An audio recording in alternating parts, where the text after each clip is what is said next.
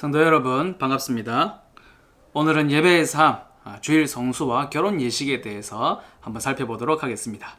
주님의 날을 거룩히 지키는 것에 관하여 주님의 날은 미리 기억하여 지켜야 한다. 주님의 날이 오면 그날을 거룩하게 지키는 데에 있어서 방해가 되지 않도록 해야 된다. 하루 종일 주님께 거룩하게 지키되 공적으로나 사적으로 그리스도인의 안식일로 지켜야 된다. 이렇게 말하고 있습니다.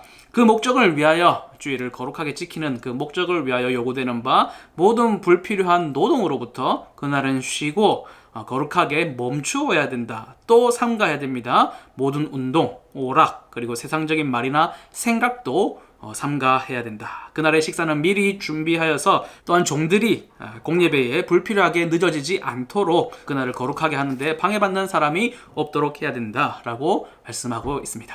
당시에는 노예나 종들이 있는 시대였죠. 그러나 그들도 그리스도인들이 있었기 때문에 그들이 주일을 온전히 지키게 하기 위해서 식사 준비도 미리 하고 그들이 늦지 않도록 만들어 주어야 된다. 모든 일을 종이라고 해서 하는 것이 아니라 멈출 수 있도록 해줘야 된다. 10계명 4계명의 말씀을 지키는 것이죠. 너나 내 아들이나 내 딸이나 내 남종이나 내 여종이나 내 가축이나 내 문 안에 머무는 객이라고 할지라도 다 아무 일도 하지 말라 하신 그 계명을 지키라라는 것입니다. 계속 본문으로 돌아가서요. 각 개인과 가족은 개인적인 준비를 하되 자신들을 위한 기도 그리고 목사와 하나님의 도우심과 사역의 복이 임하도록 기도하라 그렇게 되어 있습니다. 이와 같은 다른 경건 훈련들을 통해서 하나님의 공적인 예전에 하나님과 더욱 편안히 교제하도록 자기 자신을 더욱 준비해야 된다 그렇게 이야기하고 있습니다. 모든 사람은 시간에 맞게 공예배에 참여하여서 온 회중이 시작부터 참여해야 한다 그렇게 말하고 있습니다. 이런 이야기를 담은 거 보면 그 시대에도 예배 시간을 잘 지켜서 온다는 것이 참 쉽지 않았던 것 같습니다. 공예배의 모든 순서에서 엄숙한 마음으로 다 같이 참여하여 강복 선언이 끝날 때까지 떠나서는 안 된다. 공적인 엄숙한 모임들 사이에 혹은 모임 후에 빈 시간이 있을 경우에는 설교를 읽고 묵상하고 반복하는 데 시간을 보내도록 해야 된다.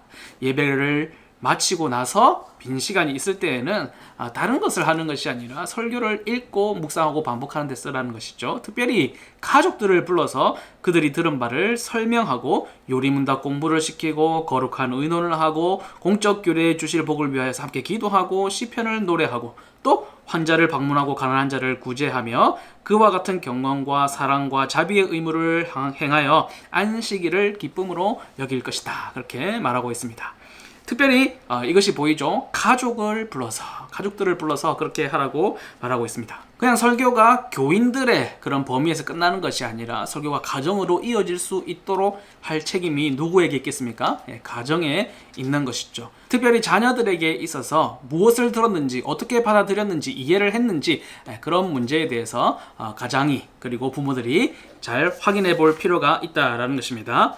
예배를 드리는 요일이 언제일까요? 제4계명에 보면 안식일을 기억하여 거룩하게 지키라 그렇게 말씀을 하는데요. 안식일은 기본적으로 토요일입니다. 하나님께서 첫째 날인 일요일 날부터 6일째 되는 날까지 금요일까지 6일간 창조를 하셨기 때문에 안식일은 기본적으로 토요일인데 토요일을 일요일로 바꾸게 되는데 분기점이 됐던 것은 바로 예수님의 부활입니다. 금요일에 돌아가셔서 일요일 새벽에 부활하셨죠. 그래서 예수님의 부활날을 성경에서는 안식 후 첫날이다 그렇게 이야기를 하고 있습니다. 주일이 되는 이 날에 예배를 드리고 함께 모임을 가졌던 그런 근거들은 신약 성경에 나와 있는데요. 사도행전 20장 7절에 보면 안식 후 첫날에 우리가 떡을 떼려 하려 모였더니 이 떡을 뗀다는 것은 밥을 먹으려고 모였다는 것이 아니라 성찬을 하기 위해서 모였다라는 것입니다. 바로 예배를 이야기하는 것이죠. 고린도후서 16장 2절 말씀을 보면 매주 첫날에 너희 각 사람이 수입에 따라 모아두어서 내가 갈 때 연보를 하지 않게 하라. 따로 연보를 하지 않도록 예배 가운데 함께 연보를 모아라 라고 얘기하는데 그 예배가 언제요? 매주 첫날 일요일을 이야기하고 있는 것이고 바로 예수님의 부활을 기점으로 하고 있다라는 것이죠. 그래도 끝까지 토요일을 주장하고 있는 사람들이 있습니다. 누구냐면 유대인들과 제7일 안식교가 그렇게 주장을 하고 있죠. 안식일과 주일의 문제에 대해서 의논을 하자면 굉장히 어려운 문제가 되고 또 길어지기 때문에 넘어가도록 하겠습니다. 다음은 결혼 예식에 대하여서입니다. 결혼은 비록 성례가 아니다. 성례가 아니라는 것은 무슨 말입니까? 예배가 아니라는 말이죠. 하나님의 교회만 고유한 것도 아니고 인류 전체의 보편적이며 모든 사회의 공적인 관심이다. 그러니까 로마 가톨릭에서는 이것을 굉장히 예배로, 예전으로, 또 성례로 보았는데 이 종교개혁자들은 교회의 것이 아니라 사회 공적인 개념으로 다시금 돌려놓는 것을 볼 수 있죠. 그럼에도 불구하고 결혼은 어디에서? 주님 안에서 이루어져야 된다고 말씀을 하고 있습니다. 그리고 또한 그들에게 하나님의 복이 임해야 되기 때문에 우리는 말씀 사역자에 의해서 결혼식을 엄숙히 올리는 것, 목사가 그들에게 적절하게 조언을 하고 그들을 위하여 하나님의 복이 임하기를 기도하는 것을 마땅하다고 판단한다. 그렇게 기록을 하고 있습니다. 결혼은 한 남자와 한 여자 사이에만 이루어지는 것이다. 그렇게 얘기하고 있고요. 하나님의 말씀에 의해 금지된 가까운 친척, 인척 관계 내에서는 결혼을 해서는 안 된다. 또한 당사자들은 자기 스스로 선택할 수 있는 판단력이 있거나 판단력이 있는 연령이 되거나 건전한 근거 위에서 상호간의 동의가 있어야 된다. 그렇게 얘기를 하고 있습니다. 상식으로 우리나라의 이야기를 말씀을 드리자면 원래는 남자는 만 18세 그리고 여자는 만 16세가 되면 혼인신고를 할 수가 있었습니다. 그런데 2007년 12월에 민법이 개정되면서 똑같이 남녀 만 18세 이상이 되면 혼인신고를 할 수가 있고 만 20세가 넘으면 부모의 동의가 없이도 혼인신고가 가능합니다. 결혼의 의사를 공포하기 전에 만약 당사자들의 연령이 미달하였으면 부모가 죽었을 경우에는 보호자의 동의를 교회의 직분자들에게 알리고 이를 기록으로 남겨야 한다. 그리고 앞에서 말한 것 같은 절차들을 밟아야 하고 부모에게 알리기 전에 결혼신고를 하지 않도록 해야 하고 부모의 동의를 얻기 위해서 노력해야 된다. 좀 전에 말씀드린 바와 같이 20세가 넘으면 우리나라에서는 부모의 동의가 없이도 혼인신고가 가능하지만 부모의 동의를 얻기 위해서 노력을 해야 된다. 이것이 예배모범의 말씀입니다. 부모들은 자기 자녀들의 자유로운 결정을 무시한 채 결혼을 강요해서도 안 되고 정당한 이유 없이 그들의 동의를 거부해서도 안 된다. 자녀들의 판단도 충분히 존중을 해줘야 된다라는 것이죠. 결혼하려는 의사와 약속이 공포된 후에는 결혼이 너무 오래 지체되어서는 안 된다라는 것입니다. 결혼할 의사가 있고 이제 결정이 된 후에는 결혼을 빨리 할 수 있도록 해야 된다는 것이죠. 합법적인 숫자의 믿을 만한 증인들 앞에서 공적 애도의 날을 제외하고는 1년 중 어느 때라도 하루 중 적합한 시간에 거행하도록 한다. 그리고 우리가 조언하기로는 주일에는 결혼식을 하지 말아야 할 것이다. 그렇게 이야기를 하고 있습니다. 예전에 제가 생각하기로는 주일날 밤에 결혼을 하면 많은 사람들이 참여도 할 수 있고 좋지 않을까라고 생각했는데 역시나 주일 준비에 만전을 기하기 위해서 그리고 다른 일보다는 예배에 집중하기 위해서 주일에 하는 것은 좀 지양하는 것이 좋겠다. 그렇게 기록을 하고 있습니다.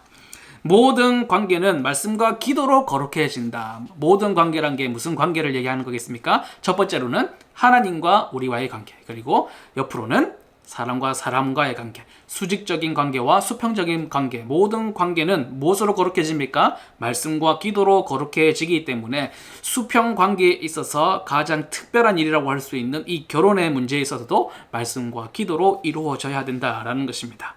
그래서 목사가 그들을 위해서 다음과 같이 기도하는데 맨 처음 무엇이 나옵니까? 우리의 죄로 인하여. 결혼 예식을 하는데도 죄의 이야기가 가장 먼저 나오는 것을 볼 수가 있습니다. 왜냐하면 죄로 인하여 깨어진 것이 하나님과의 관계고 또한 사람과 사람과의 관계가 깨어졌기 때문에 그렇죠. 그래서 우리가 결혼을 하면서도 이 죄를 인식해야 된다는 것은 이 죄로 인하여서 가능하지 않았던 사람과 사람이 이어지는 이 문제가 하나님의 자비와 은혜로 말미암아 결혼도 가능해졌다. 그 감사를 올려드리기 위해서 이 죄를 고백하게 되는 것이죠. 그들의 분깃이 되시고 하나님께서 언약하신 영광스러운 결혼 상태로 이제 맺어지는 그들을 그리스도 안에서 받으셔서 당신의 소유 삼아 주소서 이렇게 기도를 합니다. 주님의 섭리로 그들을 연합시키셨으니 당신의 영으로 그들을 거룩하게 하소서. 그들에게 새로운 생활에 맞는 새 마음의 틀을 주시옵소서. 모든 은혜로 풍성하게 하사 저희가 그 의무를 잘 감당하게 하시고 위로를 누리고 근심을 참고 그리스도인으로서 모든 상황 가운데서 오는 유혹을 이기게 하여 주옵소서. 기도가 이렇게 끝나면 목사는 성경 말씀을 토대로 그들에게 간단하게 선포하는 것이 좋습니다. 결혼에 관한 제도, 관습, 목적은 모든 신실함 속에 부부 상호 간의 의무로 서로에 대해 할 것을 말하고 있습니다. 하나님의 거룩한 말씀을 배우도록 권하고 믿음으로 사는 법을 배워야 되고 결혼생활 가운데 찾아오게 되는 모든 걱정과 근심 속에서도 만족하며 감사함과 진지함으로 부부 상호 간의 모든 위로를 거룩하게 사용함으로써 하나님의 이름을 거룩하게 하며 서로를 위하여 함께 많이 기도할 것과 서로 살피고 독려하여 서로를 사랑하고 선을 행하며 생명의 은혜를 상속받을 자로서 함께 살 것을 권합니다. 결혼한 이들에게 그들의 약혼이나 다른 어떤 요소로 인해 합법적으로 결혼을 진행할 수 없는 이유가 있다면 크신 하나님 앞에서 지금 공개하라. 엄숙하게 말하고 목사는 이제 서로 간에 서약을 시키도록 하는 거죠. 신부에게 이야기합니다. 나는 당신을 아내로 삼아 하나님께서 우리를 죽음으로 갈라놓으실 때까지 그대를 사랑하고 그대의 신실한 남편이 될 것을 하나님 앞과 이 회중 앞에서 약속하고 언약합니다. 신부가 신랑에게 또 고백하도록 합니다. 나의 남편으로 삼아 하나님께서 우리를 죽음으로 갈라놓으실 때까지 그대를 사랑하고 그대의 사랑스럽고 신실한 순종하는 아내가 될 것을 하나님 앞과 이 회중 앞에서 약속하고 언약합니다. 그렇게 고백을 하도록 시키는 것입니다. 더 이상 다른 순서가 없이, 왜 그렇습니까? 공예배가 아니기 때문에 굉장히 간소한 것이죠. 결혼식은 간소하고 간결하게 하도록 이렇게 조언하고 있습니다. 목사는 회중 앞에서 그들이 하나님의 규례대로 남편과 아내가 된 것을 선언하게 됩니다. 그리고 지금 결혼하는 그들을 부욕해 하시기를, 풍성한 자비와 찬송을 하나님께서 이 결혼을 통해 받으시기를 기도하는 것이죠.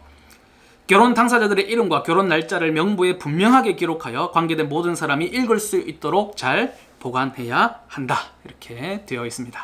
결혼은 하나님께서 직접 세우신 최초의 제도입니다.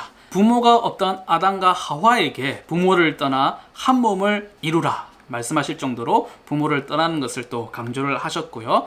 많은 제도들을 하나님께서 세우시기는 하셨지만은 타락 이전에 세우신 유일한 제도도 바로 결혼 제도이겠습니다. 웨스트민스터 신앙법에서 제24장 제2절을 보면 결혼에 대해서 이야기하고 있는데요. 첫 번째로 남편과 아내가 서로 돕기 위해서 결혼해야 된다. 두 번째로는 합법적 방식을 통한 인류의 번성과 거룩한 자손들을 통한 교회의 확장을 위해서 결혼을 해야 된다. 그리고 세 번째는 부정함을 막기 위해서 결혼을 해야 된다. 그렇게 이야기를 하고 있습니다. 결혼을 할 때에 지킬 조건들이 있겠죠. 우리 고신 헌법을 보면 결혼식에 대해서 이야기하고 있는데요. 결혼식의 주례는 성도들은 마땅히 주 안에서 결혼할 것이며 혼례의 특별한 훈계와 적당한 기도로 행하기 위하여 목사나 교육자로 주례하게 함이 옳다. 단주례는 학습인 이상이어야 할 수 있다. 결혼의 대상으로는 혼인은 일남, 일녀로 하고 성경에서 그만 친족 범위 안에서는 하지 말아야 된다. 이렇게 법이 정해져 있습니다. 성례는 아니지만 예식의 형태로 진행된 것이 바로 결혼 예식입니다. 예배는 신자들이 드리는 것이고 그리스도의 구속 사역에 근거해야 하는데 예배는 그렇지만 예식은 그렇지 않습니다. 로마 가톨릭 교회는 혼인 성사라고 이야기를 해서 거룩한 예배로 봤습니다. 그래서 미사로 진행을 하게 됩니다. 그러나 종교개혁자들은 결혼은 성례가 아니라고 분명하게 결정을 했죠. 그러나 매우 중요한 일이기 때문에 주의하여서 잘 준비하여서 진행되어야 하고 결혼은 개인의 일이 아니라 교회의 일이기 때문에 매우 중요하다라고 얘기한 것이죠. 왜냐하면 하나님이 친히 제정하신 제도이기도 하고 두 번째로는 결혼의 목적에는 교회의 확장이 포함되어 있습니다. 가정을 이루어서 하나님께서 주신 귀한 선물인 자녀들이 또 교회의 일원으로서 믿음의 장성한 분량까지 잘 자라갈 수 있도록 가르치고 교회의 확장을 위하여 노력해야 할 의무가 있다는 것이죠. 예식과 예배는 구별해야 됩니다. 결혼 예식이나 임직 예식, 장례 예식 이런 것들은 예배가 아니라 예식으로서 진행이 되어야 된다. 이렇게 볼 수가 있겠습니다. 이것은 제 얘기가 아니고 결혼 예식 헌법에도 있습니다. 결혼 예식은 성례가 아니요 그리스도 교회에만 있는 것도 아니나 하나님이 세우신 신성한 예법이다. 이렇게 이야기를 하고 있습니다. 결혼 예식 집례는 목사에 의해서 행해지게 됩니다. 예배는 아니지만 말씀 사역자이면서 동시에 당회장인 목사가 주례를 서는 것이 마땅하겠습니다. 간혹 본인들이 존경하는 목사님이나 교수 혹은 자신들의 지인을 주례자로 선택하는 경우가 있지만 신랑과 신부 중에 소속된 교회의 당회장인 목사에 의해서 진행되는 것이 옳습니다. 결혼을 개인 간의 어떤 사회 계약이라고 보는 세상의 관점과는 좀 다른 것이죠. 이것은 하나님 앞에서 이루어지는 것이기 때문에 개인의 일이 아니라 교회의 일로 보고 있습니다. 자, 그 다음 결혼식에서 중요한 것은 합당한 증인들 앞에서 진행되어야 된다는 것입니다. 당사자와 부모, 일가 친척뿐만 아니라 소속된 교회의 회중이 증인으로 참여를 해야 합니다. 왜 그렇습니까? 하나님께서 제정하신 제도일 뿐만 아니라 이것이 교회의 일이기 때문에 그렇습니다. 증인이 요구된다는 것은 무엇이겠습니까?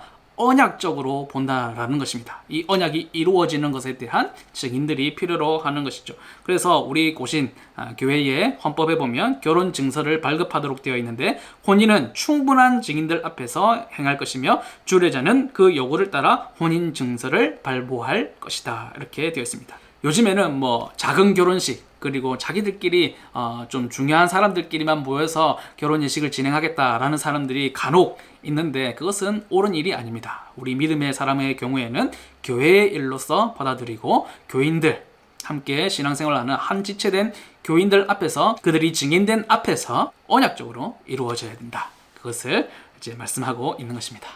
네, 지금까지 주일 성수와 결혼 예식에 대해서 살펴보았습니다. 다음 시간에는 장례 예식이나 환자 신방 등에 대한 내용들을 살펴보게 될 것인데요.